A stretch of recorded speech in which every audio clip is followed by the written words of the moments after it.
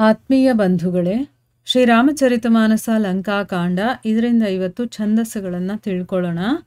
ಜಯ ರಾಮ ಸದಾ ಸುಖಧಾಮ ಹರೇ, ರಘುನಾಯಕ ಸಾಯಕ ಚಾಪಧರೆ, ಭವ ಬಾರನ ದಾರನ ಸಿಂಹ ಪ್ರಭೋ, ಗುಣ ಸಾಗರ ನಾಗರ ನಾಥ ಬಿಭೋ, ತನ ಕಾಮ ಅನೇಕ ಅನೂಪ ಛಬಿ, गुण गावत सिद्ध मुनीन्द्र कबि, जसु पावन रावण नाग महा, खगनाथ जथा करि कोप गहा, जन रंजन भंजन शोक भयम, गत क्रोध सदा प्रभु बोधमयम, अवतार उदार अपार गुणम, महि भार बिभंजन ज्ञान घनम, अज व्यापक मेक मनादि सदा, करुणाकर राम नमामि मुदा, रघुवंश विभूषण दूषण हा, कृत भूप विभीषण दीन रहा, गुण ज्ञान निधान अमान अजम, नित राम नमामि विभुम विरजम, भुज दंड प्रचंड प्रताप बलम, खल बृंद निकंद महाकुशलम,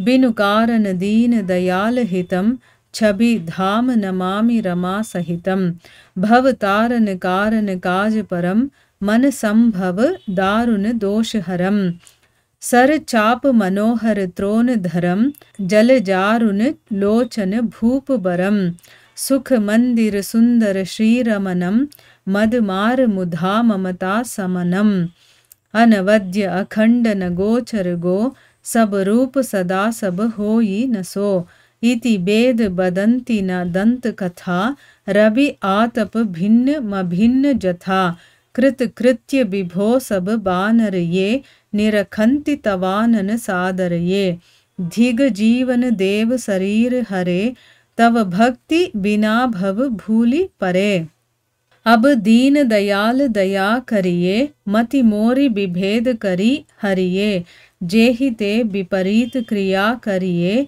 दुख सो सुख मानि सुखी चरिए, खल खंडन मंडन रम्य क्षमा, पद पंकज सेवित शंभु उमा, नृपनायक दे ಬರದಾನಮಿದಂ, ಚರನಾಂಬುಜ ಪ್ರೇಮ ಸದಾ ಸುಭದಂ.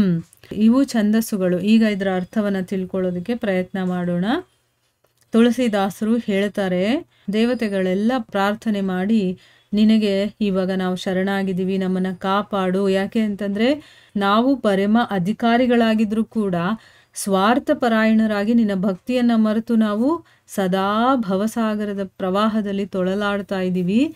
ಈಗ ನಾವು ಶರಣಾಗಿದ್ದೀವಿ, ನಮ್ಮನ್ನ ಕಾಪಾಡು. ಯಾಕೆ ಅಂದ್ರೆ ಅಷ್ಟು ಕೆಟ್ಟ ದುಷ್ಟ ಪಾಪಿ ನಿತ್ಯ ಶತ್ರು ಎಲ್ಲ ರೀತಿಯ ಕೆಟ್ಟ ಗುಣಗಳಿದ್ದಂತಹ ಅವನಿಗೆ ನೀನು ಪರಮ ಪದವನ್ನ ಕರುಣಿಸಿದೀಯಾ ಅಂತೆಲ್ಲ ಪ್ರಾರ್ಥನೆ ಮಾಡಿಕೊಂಡು ಎಲ್ಲರೂ ಅಲ್ಲೇ ನಿಂತಿದ್ರು. ಆಗ ಬ್ರಹ್ಮದೇವರು ಅತ್ಯಂತ ಪ್ರೀತಿಯಿಂದ ಪುಳಕಿತರಾಗಿ ಸ್ವಾಮಿಯನ್ನ ಸ್ತುತಿ ಮಾಡ್ತಾರೆ.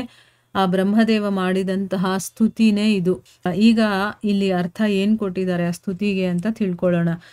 ಏನು ಅಂತಂದ್ರೆ ಸದಾ ಸುಖಧಾಮ ಅಂದ್ರೆ ಸುಖ ಬೇಕು ಅಂತಂದ್ರೆ ಅದು ಭಗವಂತನ ಹತ್ರ ಮಾತ್ರ ಇರೋದು. ಸುಖಕ್ಕೆ ಧಾಮ ಅವನು. ಶ್ರೀಹರೇ ಧನುರ್ಬಾಣಧಾರಿ ರಘುನಾಯಕ ನಿನಗೆ ಜಯವಾಗಲಿ. ನೀನು ಜನನ ಮರಣ ರೂಪಿ ಭವವಾರಣಕ್ಕೆ ಸಿಂಹನಂತಿದೀಯಾ.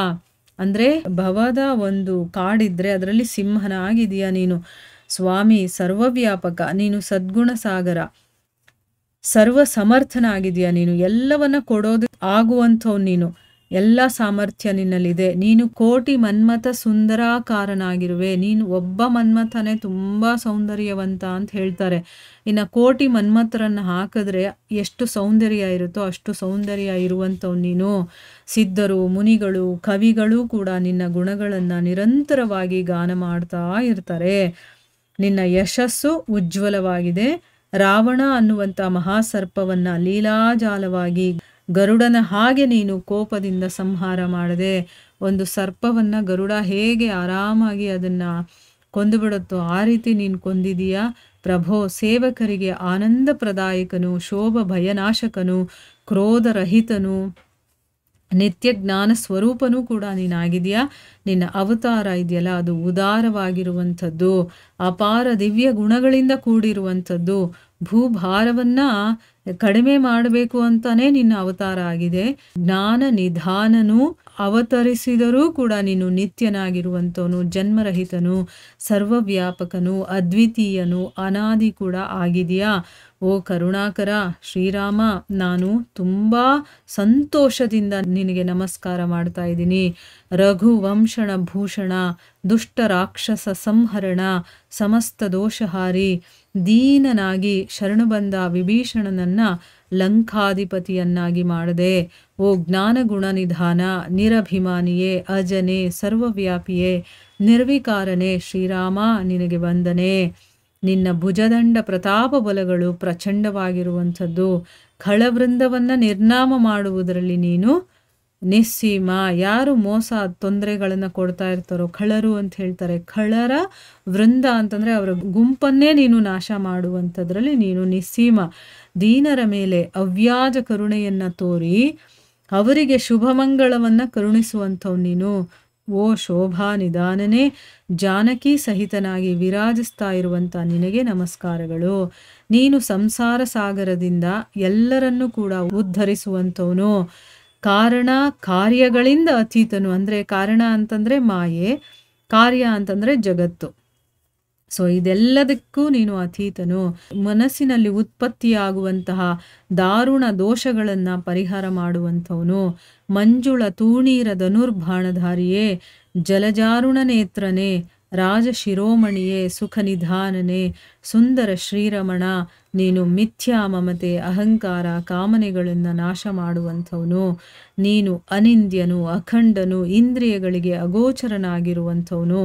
ಸದಾ ಸರ್ವರೂಪಿಯಾಗಿದ್ದರೂ ಕೂಡ ನೀನು ಯಾವತ್ತೂ ಆ ರೀತಿ ಆಗಿರಲಿಲ್ಲ ಅಂತ ವೇದಗಳು ಉಗ್ಗಡಿಸ್ತಾ ಇದೆ.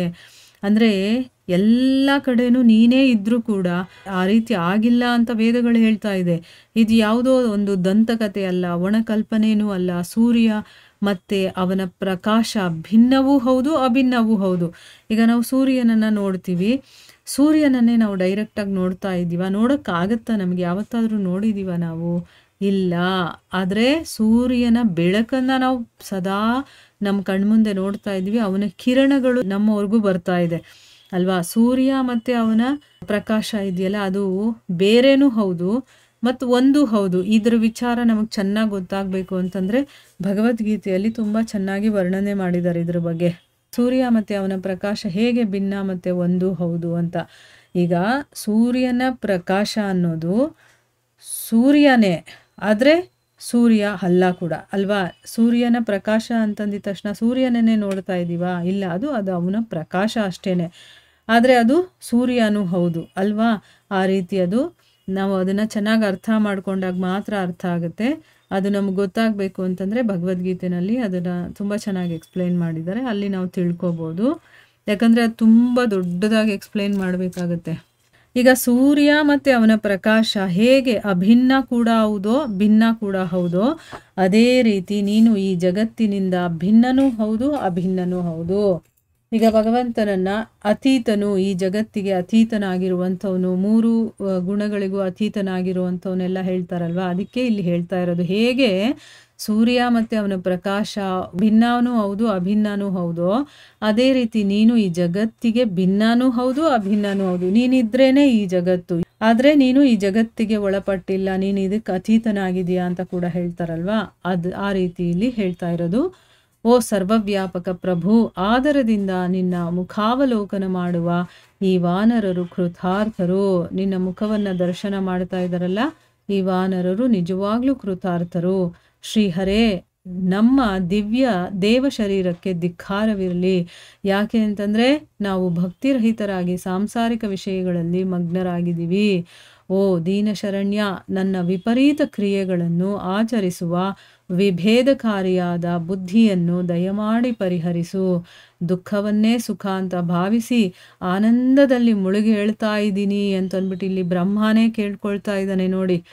ನಾವು ಹಾಗೆ ಮಾಡ್ತಾ ಇರೋದು. ಯಾವುದು ಇಲ್ಲವೋ, ಯಾವುದು ಮಾಯೇನೋ ಅದನ್ನೆಲ್ಲ ನಾವು ನಿಜ ಅಂತ ತಿಳ್ಕೊಂಡು, ಕನಸಲ್ಲಿ ನೋಡಿದ್ದನ್ನೆಲ್ಲ ನಿಜ ಅಂತ ಅಂದ್ಕೊಂಡು ಅದನ್ನೇ ಸತ್ಯ ಅಂತ ತಿಳ್ಕೊಂಡು ನಾವು ಜಗತ್ತಲ್ಲಿ ಬದುಕ್ತಾ ಇದ್ದೀವಿ. ಹೇಗೆ ಕನಸಲ್ಲಿ ಕಾಣ್ತೀವೋ ಆ ರೀತಿ ಈ ಜಗತ್ತು ಇವತ್ತಲ್ಲ ನಾಳೆ ಇದನ್ನು ಬಿಟ್ಟು ಹೋಗಬೇಕು. ನಮಗೆ ಜ್ಞಾನೋದಯವಾದಾಗ ಅಯ್ಯೋ ನಾನು ಇಷ್ಟು ದಿವಸ ಕಾಣ್ತಿದ್ದಿದ್ದು ಕನಸ ಅಂತ ಅನ್ನೋ ರೀತಿ ಅನಿಸ್ಬಿಡುತ್ತೆ. ಈಗ ದೇವತೆಗಳಿಗೆ ಹಂಗೆ ಅನ್ನಿಸ್ತಾ ಇದೆ. ಅದರಲ್ಲೂ ಬ್ರಹ್ಮ ಆ ರೀತಿ ಪ್ರಾರ್ಥನೆ ಮಾಡ್ಕೊಳ್ತಾ ಇದ್ದಾನೆ, ನಾನು ಬರೀ ದುಃಖವನ್ನೇ ಸುಖ ಅಂತ ಭಾವಿಸಿ ಆನಂದದಲ್ಲಿ ಮುಳುಗ್ತಾ ಇದ್ದೀನಲ್ಲ, ನೀನು ದುಷ್ಟ ಸಂಹಾರಕನು, ಪೃಥ್ವಿಗೆ ಮನೋಹರವಾದಂತಹ ಅಲಂಕಾರ ಪ್ರಾಯನು. ಭಗವಂತ ಇರೋವರೆಗೂ ಈ ಪೃಥ್ವಿ ಎಷ್ಟು ಚೆನ್ನಾಗಿರುತ್ತೆ ಅಂದರೆ ಆ ಪೃಥ್ವಿಗೆ ಒಂದು ಅಲಂಕಾರ ಕೊಡುವಂಥವನವನು.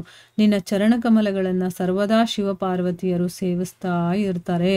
ಓ ರಾಜಾದಿರಾಜ, ನಿನ್ನ ಪಾದ ಪದ್ಮಗಳನ್ನು ಸೇವಿಸುವಂತಹ ಅನನ್ಯ ಭಕ್ತಿಯನ್ನು ನನಗೆ ಕರುಣಿಸು ಅಂತಂದ್ಬಿಟ್ಟು ಇಲ್ಲಿ ಕೇಳ್ಕೊಳ್ತಾ ಇದ್ದಾನೆ ಬ್ರಹ್ಮ. ನೋಡಿ, ಆ ಭಕ್ತಿಯನ್ನು ಕೂಡ ಭಗವಂತನೇ ಕೊಡಬೇಕು. ನಮ್ಮ ಪಾಡಿಗೆ ನಮಗೆ ಬಂದ್ಬಿಡುತ್ತೆ, ನನಗೆ ಭಕ್ತಿ ಇದೆ ನನಗೆ ಭಕ್ತಿ ಇದೆ ಅಂತ ಹೇಳ್ತೀವಲ್ವ, ಅದು ಭಕ್ತಿ ಅಲ್ಲ ಇರೋದು, ನಮಗೆ ಭ್ರಮೆ ಇರೋದು. ಅದನ್ನು ಕೂಡ ಭಗವಂತನೇ ಕರುಣಿಸ್ಬೇಕು. ಭಗವಂತ ಕರುಣಿಸಿದ ಮೇಲೆ ಅದನ್ನು ನಾವು ಭಕ್ತಿ ಇದೆ ನನ್ನ ಹತ್ರ ಅಂತ ನಾವು ಹೇಳ್ಕೊಳ್ಳೋದು ಇಲ್ಲ, ಅದನ್ನು ಬೇರೆಯವ್ರ ಹತ್ರ ತೋರಿಸ್ಕೊಳ್ಳೋದು ಇಲ್ಲ ನಾವು, ಆಯಿತಾ. ಇಲ್ಲಿ ಅವನು ಭಕ್ತಿಗೋಸ್ಕರ ಬೇಡ್ಕೊಳ್ತಾ ಇದ್ದಾನೆ. ಎಷ್ಟು ಚೆನ್ನಾಗಿ ಪ್ರಾರ್ಥನೆಯನ್ನು ಮಾಡಿದ್ದಾನೆ ನೋಡಿ ಬ್ರಹ್ಮ. ಇಲ್ಲಿಗೆ ನಾವು ನಿಲ್ಲಿಸೋಣ. ಮುಂದುವರೆದು ಏನಾಗುತ್ತೆ ಅಂತ ನಾವು ಮುಂದಿನ ಭಾಗದಲ್ಲಿ ತಿಳ್ಕೊಳ್ಳೋಣ. ಹರೇ ಕೃಷ್ಣ.